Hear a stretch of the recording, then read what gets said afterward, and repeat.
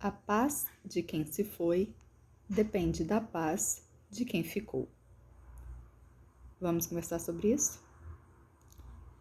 Bom, para a gente falar sobre quem se foi e quem ficou, vou falar aqui necessariamente sobre a desencarnação.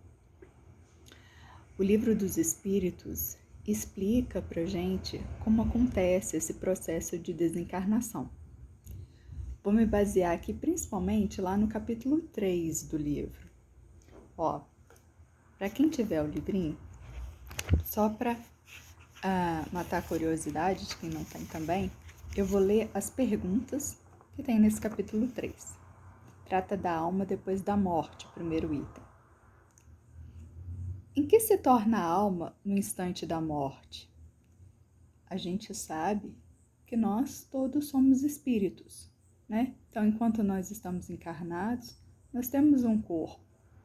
Após a desencarnação, a gente perde esse corpo e retorna a ser o espírito que nós somos. A alma, depois da morte, conserva sua individualidade? Sim, conserva, né? Cada ser é único. Cada um de nós é um espírito único, com suas características, individualidades. Algumas pessoas fazem a ideia de que depois da morte, todo mundo vira anjo, entre aspas, né? Na verdade, todas as nossas características de personalidade, de sentimentos, de pensamentos, isso é conservado. O que nós perdemos é aquilo que é matéria, né? Que fazia parte do corpo.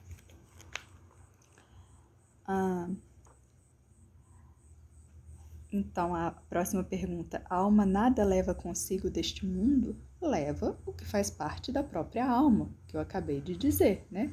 Seus sentimentos, pensamentos, isso a gente carrega. Seu conhecimento. Após a morte, a alma retorna ao todo universal? Há um todo universal no sentido de que há um todo criado por Deus, por um ser divino, e cada um de nós faz parte deste todo. A esse todo nós retornamos. Que prova teremos da individualidade da alma após a morte? Bom, pelas comunicações que nós vemos, né, nos centros espíritas, nas cartas mediúnicas principalmente, a gente vê que os espíritos revelam aspectos bem típicos da vida dele, né? Por meio disso, a gente pode perceber que é a mesma pessoa que manteve a sua individualidade. Sua forma, inclusive, de falar, né? A maneira de falar permanece a mesma. Enfim. Em que sentido se deve entender a vida eterna? A vida do espírito é eterna. O corpo é transitório, mas o espírito é eterno, que nasce bruto, né, como fazendo aqui uma metáfora, né, como uma pedra bruta que vai sendo dilapidada, vai evoluindo até chegar à sua perfeição. Aliás, é essa a finalidade das encarnações, né, que a gente vá evoluindo. A separação da alma e do corpo é o outro item deste capítulo. A separação da alma e do corpo é dolorosa? Não, né? O Livro dos Espíritos fala que não. Na verdade, ele traz pra gente que o espírito ele pode sofrer com a percepção da morte, mas isso vai depender muito mais da vida que ele teve, da forma como ele viveu, do que da morte em si, independente do modo como tenha sido essa morte, né? De como tenha ocorrido essa morte.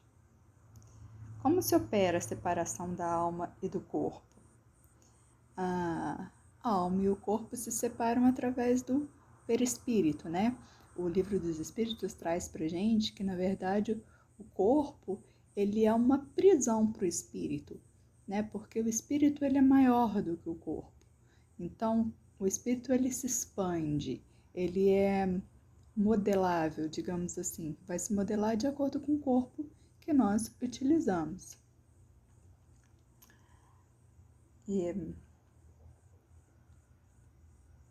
a separação se opera instantaneamente e por uma transição brusca. Essa separação entre o corpo e o espírito, né? Aqui o Livro dos Espíritos traz pra gente assim, que essa separação ela vai ser mais lenta ou mais rápida, mais uma vez dependendo do espírito que estava nela. Como assim? Se a pessoa tinha conhecimento da existência de uma vida espiritual, certamente essa passagem, essa separação vai ser mais fácil para ela, se ela tiver. Se era uma pessoa muito apegada à matéria, se era uma pessoa muito apegada ao próprio corpo, se for, ela vai ter uma dificuldade maior de fazer essa separação. Então, essas características da própria pessoa, do próprio espírito, é que vão influenciar essa separação mais rápida ou mais lenta, que pode ser, o livro fala aqui, né, quase que instantaneamente, ou pode demorar até anos.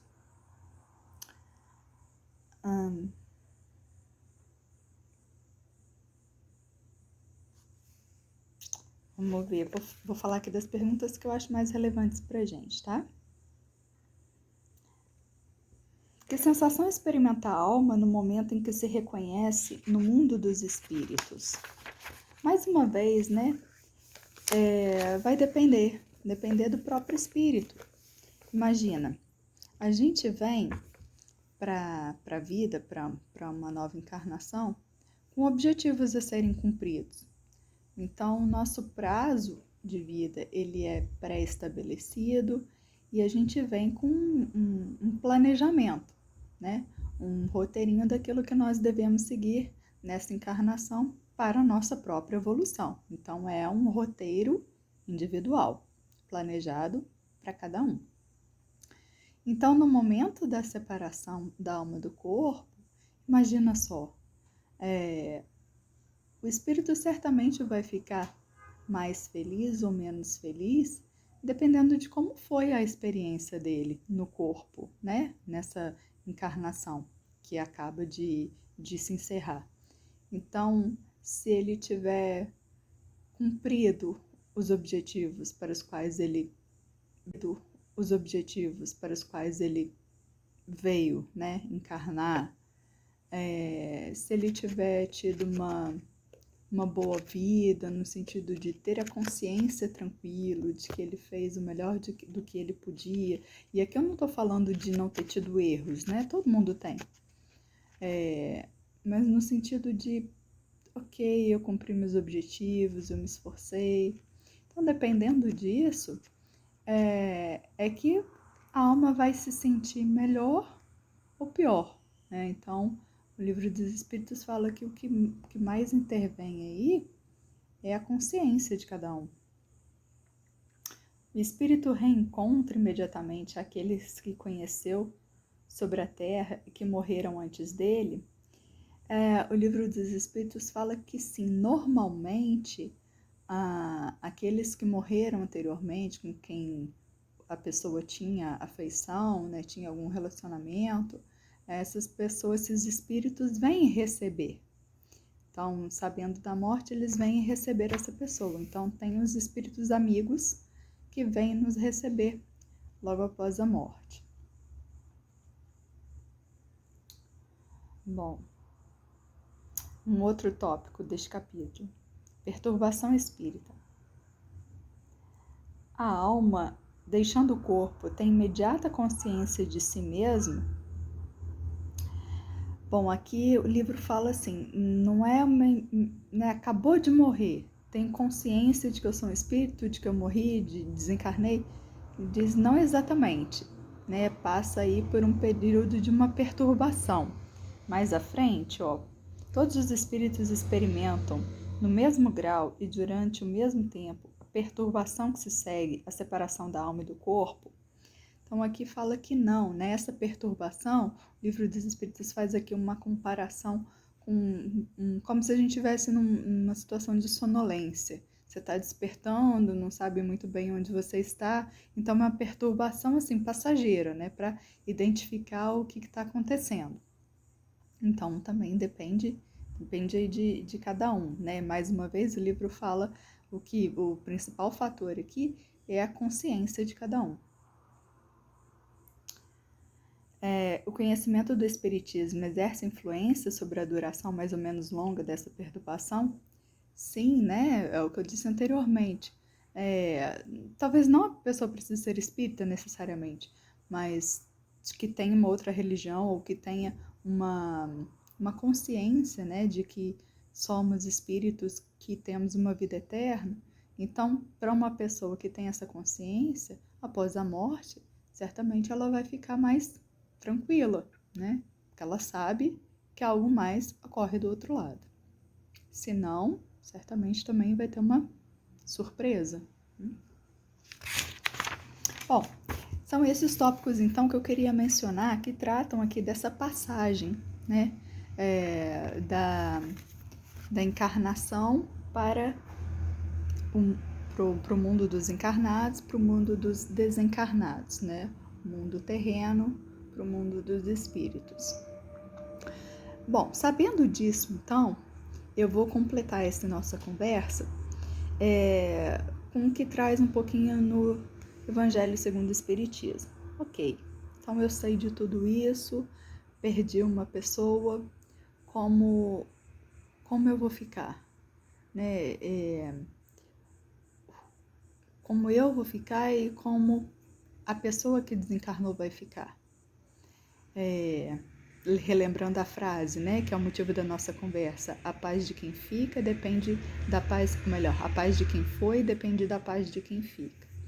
A paz de quem foi, então, vai depender muito da própria pessoa, segundo o que a gente acabou de conversar aqui, né, sobretudo em razão da consciência dela, do que ocorreu durante a própria vida.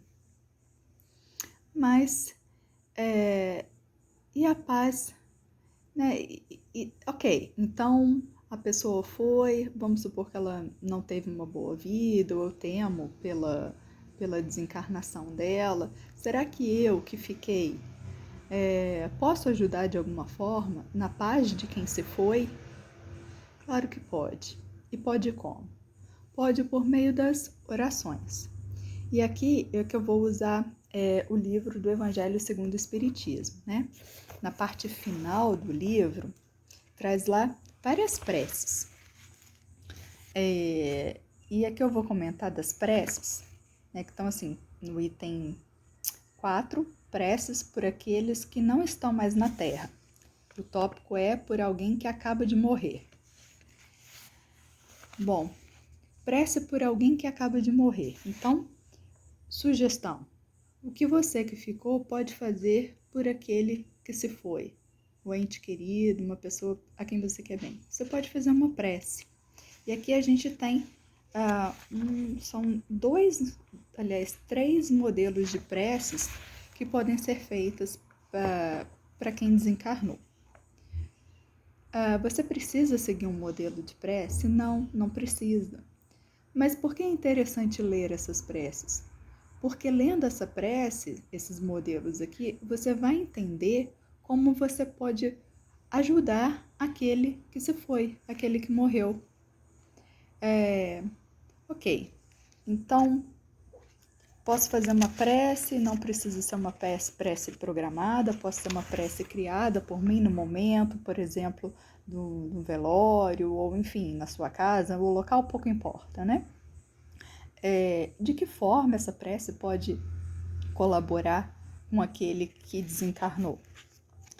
Aí eu vou voltar um pouquinho lá no capítulo, deixa eu me lembrar aqui, capítulo 27 do Evangelho segundo o Espiritismo. Tem item que trata da ação da prece, transmissão do pensamento, o item 10 especificamente. que explica a respeito da ação da prece. Então, como é que a prece colabora? Primeiro, o que é a prece? Né? Aqui o Evangelho segundo o Espiritismo explica que existe um fluido universal capaz de transmitir todos os pensamentos. Então, quando a gente pensa em alguém, a gente emite uma corrente fluídica direcionada a essa pessoa. O próprio livro traz aqui uma comparação. É como o som, né? O som, ele precisa do ar para se propagar. Então, o som ele pode alcançar todo lugar onde tiver ar.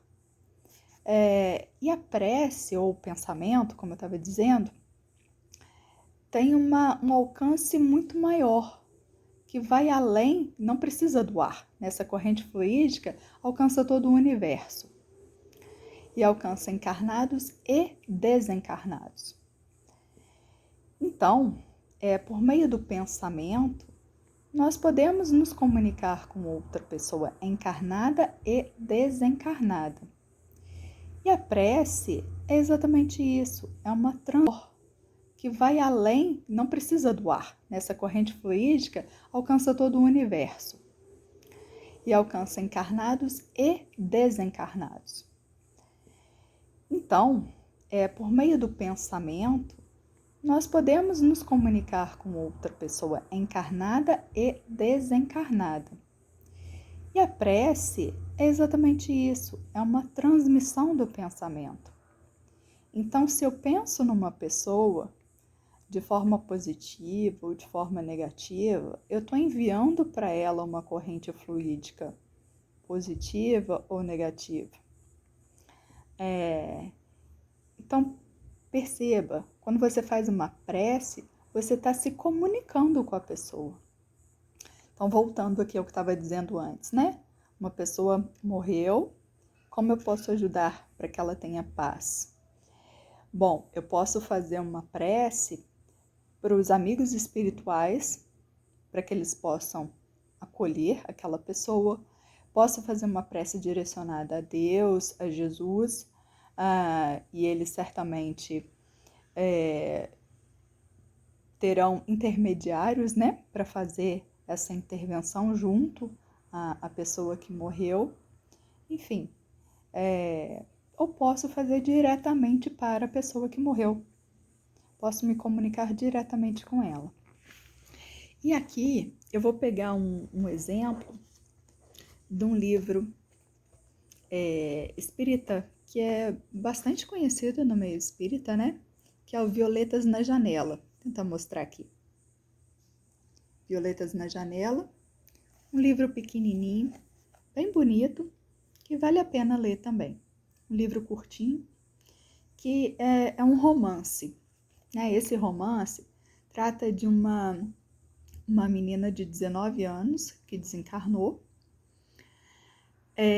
desencarna por um AVC, e o livro trata da experiência dela, na verdade é um relato dela, é como se fosse uma psicografia, ela contando, então ela conta no livro como foi o desencarne, a passagem e como é a vivência espiritual, né? Como é do outro lado, ela conta como é do outro lado. Livro bem interessante, bem bonito. Bom, e aí eu vou falar aqui só o iniciozinho do livro, no primeiro capítulo,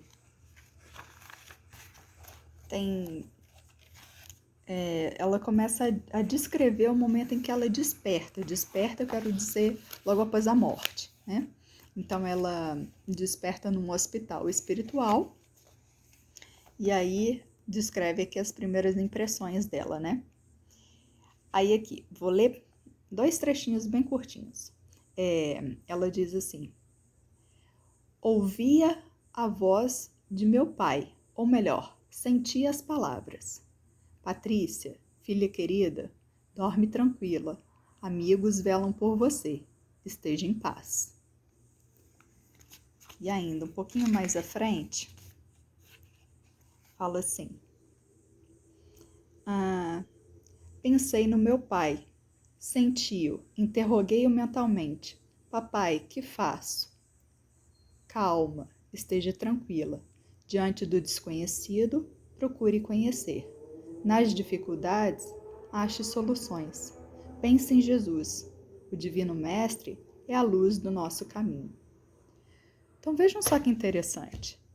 Ela está descrevendo que ela acabou de morrer, despertou num lugar que não estava entendendo onde ela estava, que parecia um hospital. Ela descreve o ambiente e, de repente, a voz do pai dela vem no pensamento dela, dizendo: olha, fica tranquilo, as pessoas estão velando por você.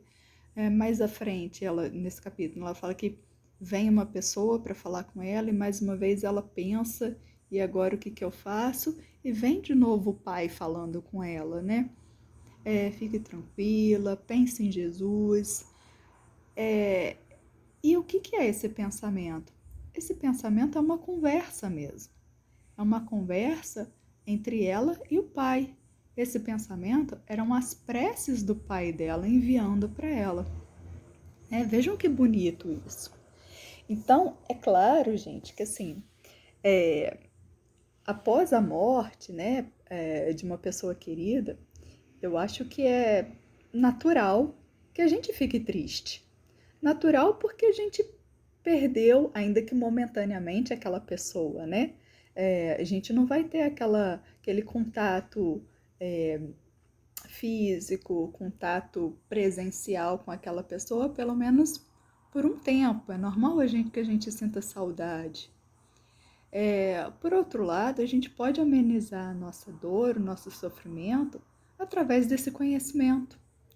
Você sabe que a pessoa esteve aqui e se ela morreu é porque ela cumpriu a missão dela. O tempo dela estava pré-determinado. Então, acabou o tempo, ocorreu o fim da missão dela e ela vai retornar para casa dela, para casa de todos nós. Porque a nossa casa é o mundo espiritual. Aqui, o mundo dos encarnados é apenas uma passagem, né? É como se fosse uma viagem. Fazendo uma comparação, poderia dizer que, imagina, eu moro no Brasil, tenho minha vida toda estruturada no Brasil e trabalho numa empresa e essa empresa pague para mim um curso num outro país para eu poder aprender uma nova língua, para eu poder aprender a respeito do meu trabalho. Então eu vou nessa viagem para um outro país com recursos determinados por um período determinado. E como vai ser o meu aproveitamento durante essa viagem? Depende de mim, né? Do que eu vou fazer. Eu vou fazer o curso? Não vou fazer o curso? Eu vou viajar pelo país? Eu vou gastar o dinheiro? Eu vou curtir? E acabou o tempo, acabou o dinheiro, eu tenho que voltar. E aí eu volto para minha casa, né? Eu volto para o Brasil. Então, a desencarnação é isso, né? É o fim da nossa viagem. É uma viagem temporária. E a paz de quem se vai depender da paz de quem fica, em razão dos pensamentos que nós vamos estar direcionando para quem foi. Imagina essa pessoa que desencarnou. Se você ficar pensando de forma negativa, triste, sofrida para essa pessoa, o que você está emitindo para essa pessoa? Ai, que pena que você se foi, sinto tanto a sua falta, eu queria que você estivesse aqui, não deveria ter sido assim. Imagina uma pessoa, né, um espírito que está lá numa outra experiência, né, porque ele tem planos para continuar no mundo espiritual, outras experiências, novos aprendizados, mas ao mesmo tempo está escutando o tempo todo você enviar mensagens negativas para ele. Nossa, eu gostaria que você não tivesse ido, se tivesse aqui, tal. Não acha que seria ruim? Por outro lado, imagina só, a pessoa desencarnou e por pior que tenha sido a desencarnação ou a vida dessa pessoa, a experiência dela, se você estiver pensando, olha, fica bem, nós que ficamos, vamos ficar bem, vamos sentir sua falta, nós te amamos, mas nós queremos o melhor para você, aproveite seu tempo aí, siga Jesus, evolua, aprenda, fique em paz. Veja, Não seria muito melhor você saber, não só saber, né, mas ouvir que quem ficou tá te desejando bem e que quem ficou também ficou bem? Isso não traz paz pra gente? Né? Saber que quem a gente ama está bem? É. Então era isso que eu queria dizer. Obrigada, um abraço.